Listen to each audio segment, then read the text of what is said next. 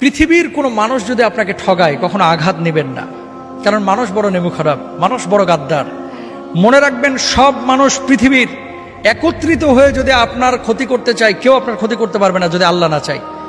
মানুষ মানুষকে ঠগাইতে পারে, সন্তান বাবাকে ঠগাইতে পারে, বাবা সন্তানকে ঠগাইতে পারে, স্বামী তার স্ত্রীকে ঠগাইতে পারে। আল্লাহ কখনো তার বান্দাকে ঠগান না, কখনো না।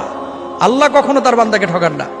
বরং ডাকার মতো যদি ডাকেন, আল্লাহকে বলার মতো যদি বলেন, সে আল্লাহ সুবহানাহু ওয়া তাআলা আপনার ডাকে সাড়া দেবেন। আপনি মনে করছেন যে এত ডাকলাম আল্লাহ তো সাড়া দিচ্ছে না, কে বলছে দেয় নাই? কিছু কিছু সময় এটা আপনি বুঝতেছেন ভুল। একটা সময় ধরেন, আপনি যখন আপনার বয়স 7 বছর 8 বছর ছিল, 5টা টাকা পাইলে মনে করতেন লাইফের এটাই সবচেয়ে সুখের মুহূর্ত, কারণ 5 টাকা দিয়ে এখন একটা আইসক্রিম কিনে খাবো।